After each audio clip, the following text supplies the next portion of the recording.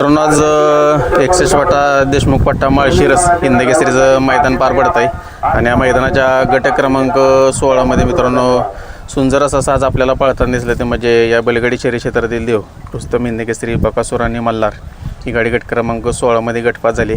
आपल्याबरोबर मल्हारचे मालक आहेत, त्यांची संपूर्ण टीम आहे, त्यांच्याशी आपण चर्चा करूयात. दादा नमस्कार.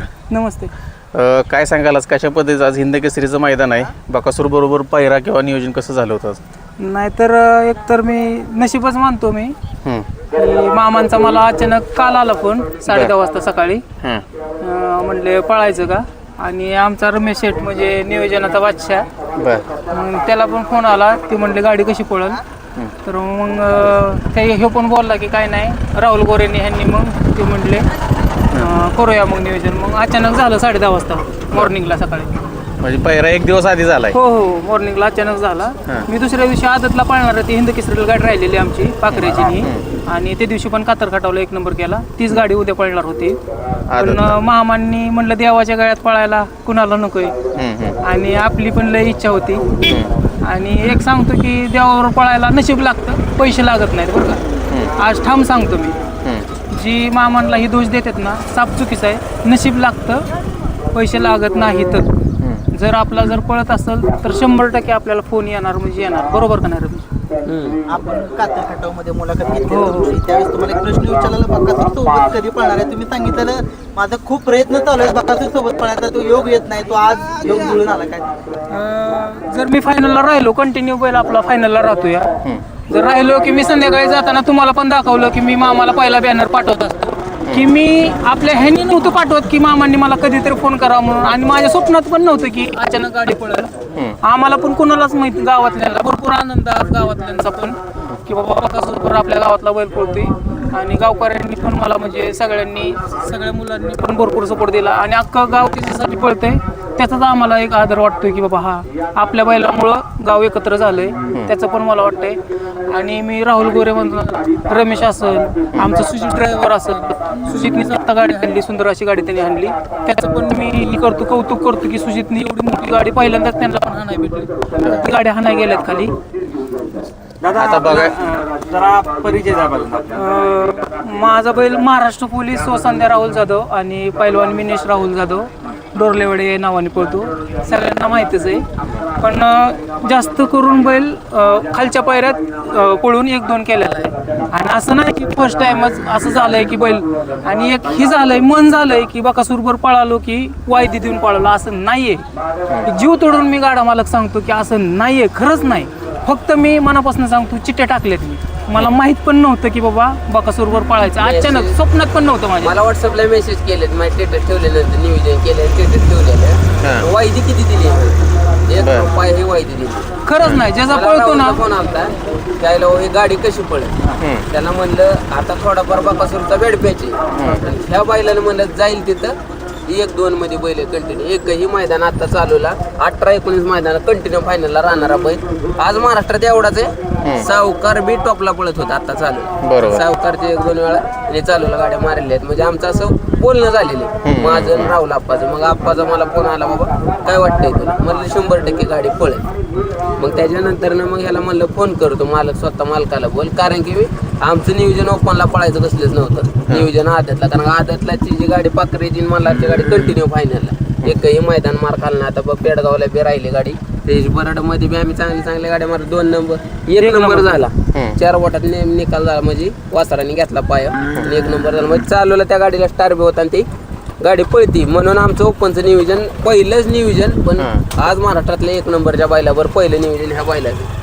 बघायला गेलं तर काय होतं, आज एवढं मोठं हिंद केसरीचं मैदान, संपूर्ण या बैलगाडी क्षेत्रातील प्रत्येक व्यक्तीचं म्हणा किंवा 14 देशांचं लक्ष या मैदानाकडे असताना बकासूर पाहणार म्हटलं की बकासूरच्या गाड्यात कोण पाहणार, त्याच्यावरती लक्ष असतं. मग कसं एवढं मोठं मैदान म्हटलं की लोकांना वाटतं मग नवीन चेहरा आहे, मग पैसे घेतले का, काय कायला वाटत तोडकरांचा म्हणला आहे काय, मला काय टाकायचे तोडकर, मला तू खरं सांग नक्की. आम्ही मला डोरलेवाडीचा म्हणला, मग बऱ्यापैकी लय जणाला बैल असं माहित नव्हतं. बैल आज महाराष्ट्रात 1 मध्ये पाहणार, आदतला तर अख्खा खेळ घेऊन पाहणार पुढे, एकही मैदान पेल नाही कडे 1 नंबर त्या बैलाचा. ज्या पद्धतीने तुम्ही म्हटला की आतापर्यंत आतापर्यंत मिळेल त्या पायऱ्यात पळत येऊन त्यानं तुमचं नाव केलंय आणि आपण म्हणतो की ज्यावेळेस मोठा पायरा मिळत नाही तर मग येतो कसा तर तुम्ही इथनं वर गेलाय गुलाल भेटते त्याच्यावर तर तुम्हाला मोठ्या तुमचा बैलांचं बैल फोन पळाला येतात. तुम्हाला सगळे नाही बरं का, अजून पण मी सांगतो की जी आपली बकासूरची फॅन लोक असतील की कुणाची पण फॅन असतील किंवा विरोधक असतील, खरंच पैशानीच बैल भेटत नाही. मी जीव तोडून सांगतो, बैलाची शपथ घेऊन सांगतो.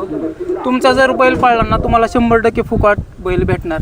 आणि माझ्या डोक्यात पण नव्हतं की गट आहे हे आहे, गट निघल का काय होईल. लय जण म्हणत होते कशाला त्याला घालायचं, तुम्ही त्याच्यापेक्षा दुसऱ्या बैलांना 50,000 रुपये देऊन. अहो माझ्याकडे पैसे नाही आहेत, आम्ही नाही घालू शकत. जे आहे ते खेळ आपल्या ह्याने चालू आहे, पाळला तरच सगळ्या गोष्टी होत्या. ते चुकीचं आहे, साफ चुकीचं आहे ते. थोडंसं चुकीच्या कमेंट करणार खरंच चुकीचं आहे, मनापासून सांगतो. मामांना चुकीच्या कमेंट करते की वायदी घेत नाही. त्याच्याबद्दल काय सांगणार? नाही साफ चुकीचं आहे, मनापासून सांगतो. आज मला गट निघला म्हणून नाही की करत. तो माणूस 1 रुपया घेणार नाही. तुमची इच्छा तुमचं गट काढणार आणि तुम्ही जर 1 नंबरच्या बैलाला मागत असला ना पण त्याचा बी सगळं बेनिफिट खर्च ही ते सगळ्या गोष्टी. मग तुम्हाला द्यायचं तुमचं पळत असल्यावर ते स्वतःहून म्हणतात ना आपण एका पायऱ्यात पळू. आज आमच्या ती दिवस आहे स्वतःहून म्हणले की बाबा पळू आपण. आणि आज एवढा अभिमान वाटतो की एक गाव पण झालंय आणि माझ्या मिसेसचं वडील पण आले तिथं. म्हणजे त्यांचं आटपाडीच इथं वरतीच आहे गाव, काय नाव? खरात म्हणून, तानाजी खरात म्हणून ते पण आले. तेवढं म्हणजे मला वाटतंय म्हणजे भारी वाटतं. कालच पहिला जसा समजला तसे महाराष्ट्रामध्ये मल्हारची हा. इंटरनेट वरती सगळीकडेच चर्चा सगळी झाली चर्चा की झाली, कुठला आहे हा. मल्हार, काय सांगाल? नाही म्हणजे कसं आहे आता त्यांचं पण कसं आहे की सांगायचं नाही पायरा, पण आता सगळ्यांना चिठ्ठीमध्ये समजून जाते. पण फॅन लोकांनी पण समजून घ्यावं. त्याला पण भरपूर दिवस झालं गुलाल नाही, तो पण ह्याच्यात आहे, संघर्षामध्ये हे करतोय. आणि आता दोघांचं पण एकसारखीच दिसणार आहे ते जोड, एकसारखेच त्यांचं पण जोट लागते.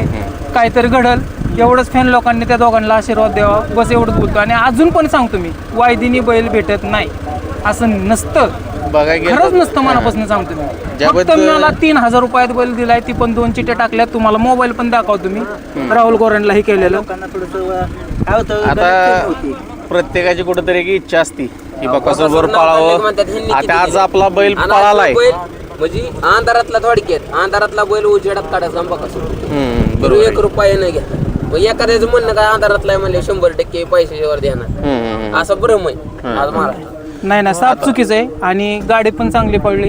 सचिन पवार यांनी भरपूर चांगलं नियोजन केलंय, त्यांचं पण मी हे करतो, अभिनंदन करतो की भरपूर चांगलं आहे. आणि मला खाली जाताना भरपूर टेन्शन होतं की कडनी गाडी कशी पळल, काय होईल, भरपूर थोडासा टेन्शन. इतिहास सांगा, कुठं गुलाल आहे ती कुठं आता या एकनिष्ठ माणूस. आणि रात्री आमच्या ड्रायव्हरसाठी पण बोलणं झालं की म्हणलं मी सुजित शिवार म्हणलं हाणणार नाही गाडी म्हणलं. मामांनी पण मोठं मन करून म्हणलं हाणून द्या तुमच्या. आणि मोल शेटनी पण मोठं मन केलं, राहुल गोरेंनी पण मोठं मन केलं. ह्या माणसाशिवाय पर्याय नाही मला, आणि ह्या माणसाला मी आयुष्यात विसरणार नाही. आणि मी ह्या बैलगाडी क्षेत्रात असू नाही तर नसू, ह्या माणसाला विसरणार नाही. आणि मी भरपूर दिवस झालं, हे 7-8 महिने झालं ह्या बैलगाडी क्षेत्रात आहे, पण खेळलो 1 नंबरमध्ये 2 नंबरमध्येच खेळलो बरं का. सरांना पण माहिती आहे, सगळ्यांना माहिती आहे. ड्रायव्हर आता आपल्या बरोबर आहेत. ड्रायव्हर आज पहिल्यांदाच बकासूरच्या गाडीवर पहिल्यांदाच बसला असाल तुम्ही, काय एक वेगळा अनुभव असतोय? अनुभव म्हणजे कसं आहे, पळत सगळे बैल हाणले, पण कसं प्रत्येकाची एक इच्छा असते नाही का, किंवा बैल हाणा भेटला. म्हणजे आता कसं असतं, प्रत्येक ड्रायव्हरांची इच्छा आहे किंवा तुम्ही जसं म्हणलं की आता तुमच्या इतर सहकारी पण असतील, बकासूरच्या गाडीवर एकदा तरी आपल्याला बसायला मिळालं का पळावं, प्रत्येकाची इच्छा आहे. आज योगायोगानं आपण तुमचा म्हणजे घरचाच नंदी म्हणूया आपण, काय त्यांचाच बैल आहे सर. मल्हार आणि बकासूर गाडी आज तुम्ही स्वतः पळवली, कशी पळ कसा वाटला गाडी? गाडी चांगली पळाली, तर कसं होतं कडनं पळायचं म्हणजे फरक पडतो जरा. आता मल्हारच्या गाडीवर तुम्ही कंटिन्यू असता, काय सांगा मल्हारबद्दल, काय वैशिष्ट्य आहे त्याचं? त्याचं कसं आहे म्हणजे आजपर्यंत गतीचा म्हणजे अंतच नाही, कुठल्या बैलाला घातला तर ते वाढच पळतो. त्याची थोडीशी कामगिरी सांगा. मला एकटा विचारलं, थोडीशी कामगिरी लोकांना कळू द्या, माहिती आहे आम्हाला, पण तरी सांगा लोकांना. आता मागच्या आता परवाच्या मैदानाला बरडमध्ये 1 नंबर केला बघा, त्याच्यात सातेवाडीला केलता 2 नंबर, विजोरी फाटीला 1 नंबर केलेला, हिंद केसरीला 4 नंबर, पेडगाव राहिले हिंद केसरीला तिथे 4 नंबर केलता. कातर खटाव मधले जरा सांगा ना, पब्लिकने गाडी पळायला तिथून जरा चर्चा आहे पाहिजे. हा तिथं पण कडून 1 नंबर केलेला 8 नंबर तसा. आणि ती गळ्यातलं वासरू आहेत ना संतोष शेटचं, ती पण भारी पळते. तरी दोन्ही खांदी पब्लिकने पळते ठाम, काय नाही विषय. म्हणजे आपल्याच बैलाचा मोठेपण नाही, ती पण वासरू भरपूर पळते. आता मल्हार आपला पळतोय, तुमचं नाव करतोय, पण थोडासा इतिहास सांगा. आपल्या घरच्या गायचं का खरेदी आहे ती? नाही खरी खरेदी आपली ती म्हणजे यात सगळ्यात मोलाचा वाटा म्हणजे माझ्या मिसेसचा आहे. म्हणजे तिला म्हणलं की आपल्याला बैल घ्यायचा आहे, तर तिने एका शब्दावरती म्हणजे माझी 8.5 लाख रुपयाची खरेदी एका शब्दावरती पैसे सोडला. आम्ही बैल बघितला पण नव्हता, बरं. मला बैल माहिती पण नव्हता की हां. मी पुशेगावला बैल घ्यायला गेल्यानंतर मग डोक्याला हात लावला की म्हणलं एवढं आपल्या डोक्यात माइंड असतो ना नवीन माणसाच्या की ताकद पाहिजेत, बारीक पाहिजेत, हे पाहिजेत. पण बैल घरी आणल्यानंतर ना आपलं रोहित असतील, ही माझे सहकारी मित्र बंटे असेल सहकारी मित्र, त्यांनी मग सुचवला मला बैल. मग ते आपण घेतला मी आणि 4 दिवसांनी आपल्या 15 बारामतीत मैदान पडलं होतं. तिथं खाली बैल जाताना लोक हसत होते आम्हाला, तुम्ही सांगितलं काय कसं काय गावठी दिसतंय. पण त्यांनी स्वप्नच फेडलं, त्याच मैदानाला पैसे भेटले बरं का. त्याच मैदानाला तिथं 1 नंबर केला. त्याच नंबरला स्वप्न त्यांनी हे केलं. आता तर आहे ना, किती जरी मैदान फायनल राहिलो ना तरी मला एवढा आनंद नाही. हिंद केसरी मैदानाला मी गट काढला, त्याचा भरपूर आनंद आहे. जरी हिंद केसरी झालो ना त्याचा आनंद नाही, ते देवाच्या गळ्यात पडलो ना त्याचा भरपूर आनंद. आता बघा, तुम्ही स्वतः एवढं सांगताय, आता प्रत्येकाची इच्छा असते त्याच्याबरोबर पळायचं. काय सांगाल बकासूरच्या? आता तुम्ही आतापर्यंत बकासूरला प्रत्येक मैदानात बघत आलाय, त्या बैलाविषयी काय सांगाल? ह्या बैलामुळंच तर ह्या बैलगाडी क्षेत्रात आलो आम्ही, नाहीतर आमच्या घरी ही पण नव्हतं, गोटा पण नव्हता आमच्याकडं. त्या बैलामुळं तर देवामुळं तर आम्ही ह्या क्षेत्रात आलो. आणि ती बैल भेटायचं म्हणजे नशीबच लागतं. आता कुणाला वाटतं की ते रिवर्स आहे, पण त्याच्या जोटे द्यायला मला म्हणलं फुटू जरी निघला ना तरी बस म्हणलं आपल्याला. एवढंच फक्त डोक्यात घेऊन विचार आलतो आम्ही. आणि ही गाडी 45 मध्ये जर 5 नंबर तास 6 नंबर तास होतं, मध्ये जर असती तर वाईट थोडंसं तर अंतर बघायला भेटलं, म्हणजे असं वाटतंय आपल्याला. म्हणजे थोडं 19-20 होत राहतं, खेळ आहे. नाही वाटतंय ना, फरक पडला असता. ते 1 तास सोडलेलं ऑलरेडी. दादा तुम्ही म्हटलं की कधी येणार उतरला तुम्ही?